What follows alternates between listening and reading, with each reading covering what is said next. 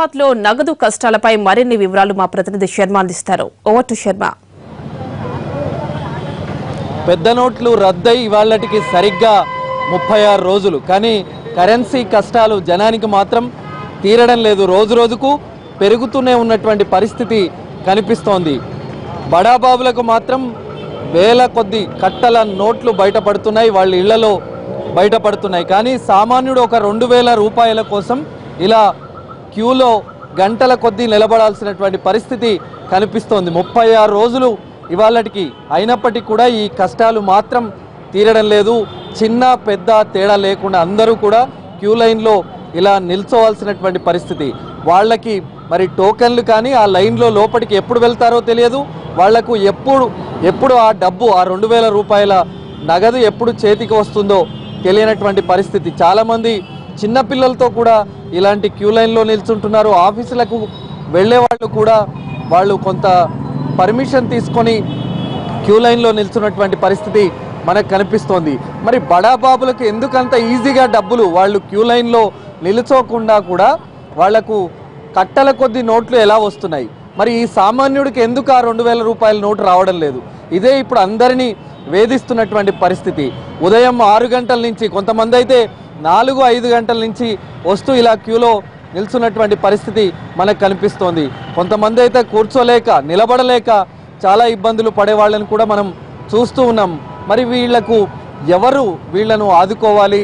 వీళ్లకు రోజు డబ్బు లేకపోతే గడవనటువంటి పరిస్థితి ఉంది. మరి వీళ్లను ఈ సమస్య నుంచి వాళ్ళు ఎలా అధిగమించాలన్న దానికి సంబంధించి అన్ని ప్రశ్నలు మాత్రమే ఉన్నాయి. వీళ్లకు జవాబు ఇచ్చేటువంటి పరిస్థితి కనిపించడం లేదు. ఇది బ్యాంకులు 10 గంటలకు తెరిసేటువంటి సమయం. ఇంకా బ్యాంకు సిబ్బంది కూడా ఎవరు రాలేదు. కానీ బయట మాత్రం ఇలా క్యూలో కస్టమర్లు అందరూ కూడా నిల్చున్నటువంటి పరిస్థితిని మనం ప్రత్యక్ష ప్రసారం ద్వారా చూస్తూ ఉన్నాం. అలాగే ఏటీఎంలు ఉన్నా కూడా అవి పనిచేయవు. బ్యాంకుల దగ్గర ఉన్నా, అలాగే అనేక వీధుల్లో ఉన్నటువంటి ఏటీఎంలు ఎక్కడా కూడా పనిచేయడం లేదు. అందులో out of cash, out of service అనేటువంటి బోర్డులు మాత్రం స్పష్టంగా కనిపిస్తున్నటువంటి పరిస్థితి మనకు కనిపిస్తోంది. మొదట కొంత ఇబ్బందుల నుంచి బయటపడతామన్న వాళ్లకు ఆలోచన ఉన్నప్పటికీ రాను రాను ఈ సమస్య మరింత జటిలంగా మారిపోతుండడంతో రోజు ఎలా మాకు ఈ కరెన్సీ కష్టాల నుంచి బయటపడతామన్న ఆందోళన, ఆవేదనను వాళ్ళు వ్యక్తం చేస్తున్నటువంటి పరిస్థితి. ఇక్కడ మనం చూస్తున్నాం, ఒక ఆవిడ ఆఫీస్కు వెళ్ళేటువంటి క్రమంలో 8 గంటల నుంచి క్యూ లైన్లో నిలబడి ఉంది. ఏం పేరమ్మా, ఎక్కడి నుంచి వచ్చారు? నేను సైదాబాద్ నుండి వచ్చానండి. నా పేరు అనురాధ. ఎలక్ట్రిసిటీ బోర్డులో చేస్తాను నేను జాబ్. అయితే డబ్బులకు చాలా ఇబ్బంది అవుతుంది. డైలీ మాకు ఆటోలకు కావాలి, ఇంట్లో ఖర్చులకు కావాలి, తప్పదు కదా. 2,000 ఇస్తున్నారు ఇక్కడ. ఎంతసేపు లైన్లో పెడితే 11 అవుతుంది ఇక్కడ. మరి మీకు ఆఫీస్కి ఇబ్బంది కలగట్లేదా ఇట్లా లైన్లలో? అవుతుంది కదండి. ఆఫీసర్ పర్మిషన్ తీసుకొని వచ్చాను 4 రోజులకు 5 రోజులకు అట్లా. ఇక్కడ ఇచ్చేది 2000. ఇంటి కిరాయి ఏం కట్టుకోవాలి మేము, చిట్టీలకి ఏం కట్టుకోవాలి, మేము ఏం భోజనం చేయాలి? 2000 ఇస్తే ఒక కార్డు మీద ఎట్లా అండి చెప్పండి? ఈ మధ్యలో ఈ 36 రోజుల్లో మీరు ఎంత డిపాజిట్ చేశారు, ఎంత డ్రా చేశారు? నాకు శాలరీ అండి ఇక్కడ 37,000 శాలరీ వేశారు నాకు. నేను తీసుకున్నది ఒకసారి 2 టైమ్స్ 2,000 ఇచ్చారు, ఒకసారేమో 4,000 ఇచ్చారు. 7,000 నాది నా శాలరీలు వచ్చింది ఇక్కడ. ఇంకా మరి మాకు ఎట్లా అండి మీరే చెప్పండి. వీళ్ళేమో ఒక 10,000 కూడా ఇవ్వరు. కొంతమందికి ఇస్తారు, తర్వాత పని చేసేసుకుంటారు. బయటకు వెళ్ళిపోండి, ఇంకా డబ్బులు లేవనేస్తారు. అంతసేపు మేము ఇక్కడ నిల్చుంది వేస్టే. మరి ఆఫీస్లో పర్మిషన్ తీసుకొని మళ్ళీ ఇస్తారండి మాకు? ఇట్లా ఎన్ని రోజులు బాధపడాలండి మేము? బాగున్న వాళ్ళు, లక్షాధికారులు బాగానే ఉన్నారు. మధ్యతరగతి వాళ్ళమే మేము ఇబ్బంది పడుతున్నాం. మాకు వచ్చేది శాలరీ. ఆ శాలరీ కూడా 10 సార్లు ఇక్కడ వచ్చి తీసుకోవాలంటే ఎట్లా అండి చెప్పండి? అది ఏటీఎం ఉన్నప్పుడు మాకు ఏ ఇబ్బంది కలగకపోతుండే. ఆఫీస్కి వచ్చేటప్పుడే వెళ్ళి తీసుకొని వెళ్ళేవాళ్ళం. ఇప్పుడు ఇక్కడ నిలబడి మళ్ళీ అక్కడ ఆఫీస్కి వెళ్ళాలా?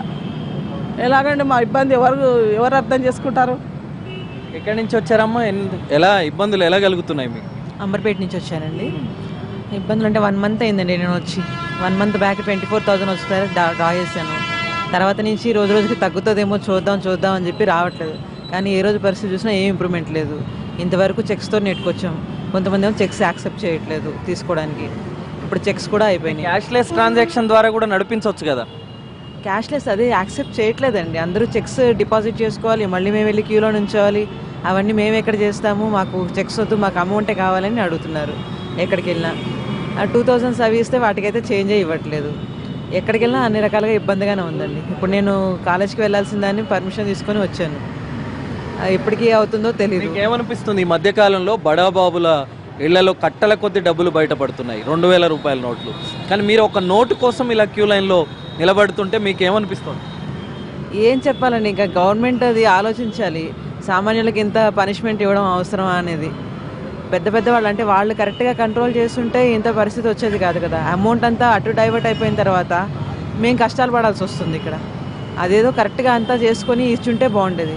లేదు కార్డ్లెస్ మనీలెస్ ట్రాన్సాక్షన్స్ అనేవి ఫస్ట్ కార్డ్స్ అవన్నీ ఇచ్చిన తర్వాత ఇది చేస్తుంటే బాగుండేది ప్రాసెస్. బట్ వాళ్ళు చేసిన దానివల్ల మామూలు జనాలు మాత్రం ఇబ్బంది పడుతున్నారు. ఈ బ్యాంకుకు ప్రాంగణంలోనే ఒక ఏటీఎం కూడా మనకు కనిపిస్తుంది, కానీ అది కూడా పనిచేయడం లేదు. కేవలం వాళ్ళు స్టేట్మెంట్ చూసుకునేటందుకు మాత్రమే కస్టమర్లు అందులోకి వెళుతున్నటువంటి పరిస్థితి మనకు కనిపిస్తుంది. ఏంటి ఎలాంటి ఇబ్బందులు మీకు ఎదురవుతున్నాయి?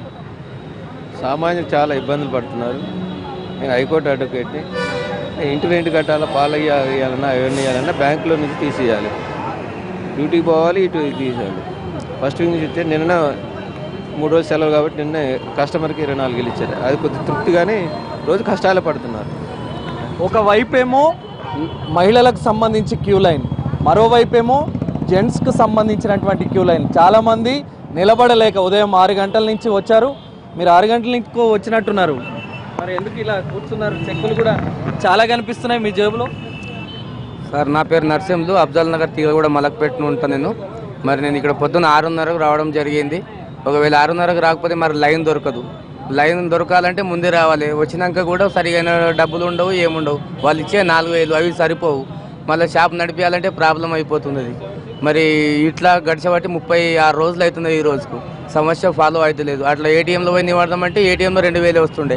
ఆ ఏటీఎంలో కూడా అందరికి వస్తుంది, కొందరికి వస్తున్నాయి, కొందరికి రావడం లేదు. సొమ్ము తీసుకుపోయి బ్యాంకులో పెట్టి అది భద్రపరచుకుంటుందంటే మరి బాధ తెచ్చి నెత్తి మీద పెడతాదని అర్థమవుతలేదు. మరి ఇప్పుడే అర్థమవుతుంది ఈ బాధ ఉన్నదని చెప్పి. మరి ప్రాసెస్ కూడా తొందరగా కంప్లీట్ చేయాలని కోరుకుంటున్నాం. కస్టమర్లు చెప్తున్నారు తమ డబ్బు బ్యాంకులో ఉన్నప్పటికీ తాము కష్టపడి సంపాదించుకున్నటువంటి సొమ్ము బ్యాంకులో ఉన్న వాటిని తీసుకోలేనటువంటి పరిస్థితి మాత్రం తమకు ఉంది. 36 రోజులు అవుతోంది. ఈ కష్టాలు ఎప్పటికీ గట్టెక్కుతాయన్నది. ఏంటి మీ సమస్య? हम एनआरआई है, हैदराबाद में आके आज 22 दिन हो गया. 22 दिन तक ना लाइन ख़त्म हो रहा. बैंक में गए तो 4,000 रुपये देता है. और अभी मेरे को एयरपोर्ट जाना है, हाँ, आज फिर लाइन में खड़े ना है मैं. हाँ, ऐसा क्या कर दिया मोदी? हमें अभी 500 का नोट भी अभी तक नहीं आया. हाँ, अभी 2,000 का रुपया ले जाओ, होटल में कुछ खाना नहीं देता है, पानी नहीं देता है. हाँ, वो किधर से चेंज करेगा आदमी? हाँ, ऐसा क्या कर दिया ये? हाँ, तो पूरा पब्लिक को बेवकूफ़ बनाता है.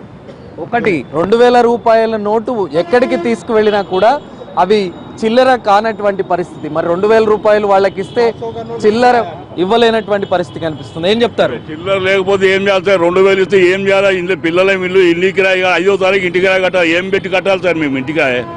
ఆడ కనీసం గవర్నమెంట్ ఎంప్లాయీస్ కన్నా కనీసం ఈ నెల 1 నెల జీతం ఇస్తే ఇంత లైన్లో మేము ఉండకపోతుంటాం కదా. కానీ 2,000 తీసుకుపోయి ఏం చేయాలి సార్? 4,000 ఇచ్చే మొత్తం మీద 2 నెలల మీద ఇప్పుడు 8వ తారీఖు నుంచి ఇంతవరకు నేను 6,000 తీసుకున్నాను సార్. 6,000తో ఏం కలపాలి? 5వ తారీఖు ఇంటి కిరాయి కట్టాలి. నేను 5వ తారీఖు ఇంటి కిరాయి కట్టాలంటే ఏం పెట్టి కట్టాలి? నేను ఇంట్లో బియ్యం లేవు, నూనె లేవు, ఏం లేవు. ఎట్లా చేయాలి? లైన్లో ఇవ్వాలి, ఎట్లా ఇవ్వాలి? వర్షంలో ఇవ్వడుతున్నాం. నరేంద్ర మోడీ గారు చేసిన పని మంచిదే కారణం, కానీ ఉన్న వాళ్ళకి కాదు, లేని వాళ్ళకు ఇబ్బందే కదా సార్. లేని వాళ్ళకి చాలా ఇబ్బంది. ఇప్పుడు వర్షంలో ఇవ్వడం, మేము వర్షం పడుతుంది మీకెళ్ళి ఇంత లైన్లో ఇవ్వడం. మేము ఇలా మా మీద దయ ఉంచి కనీసం వచ్చే నెలన్నా కనీసం మాకు గవర్నమెంట్ ఎంప్లాయీస్కు ఆఫీస్లో జీతం ఇస్తారు చూడండి. ఎవరిని కదిలించినా కూడా ఇలాంటి మాటలే వినిపిస్తున్నాయి. ఎన్ని రోజులు తాము ఇలాంటి ఇబ్బందులు పడాల్సి వస్తుంది అనేటువంటి ఆవేదనను, వాళ్ళు ఆందోళనను వ్యక్తం చేస్తున్నారు. ఒకవైపు ఆఫీసులకు వెళ్ళలేక ఇలా క్యూలో నిలబడి, అలాగే కాలేజీలకు కానీ ఇతరత్ర వ్యవహారాల కోసం బయటికి వెళ్ళలేక ఇలా క్యూ లైన్లోనే నిల్చోవాల్సినటువంటి పరిస్థితి మాత్రం వీళ్లకు కలుగుతుంది. ఎప్పటికీ ఈ కష్టాలు తీరుతాయి? ఈ కరెన్సీ కష్టాల నుంచి వాళ్ళు ఎప్పుడు బయటపడతారన్నది మనం చూడాల్సి ఉంది. Vote studio. Thank you Sharma.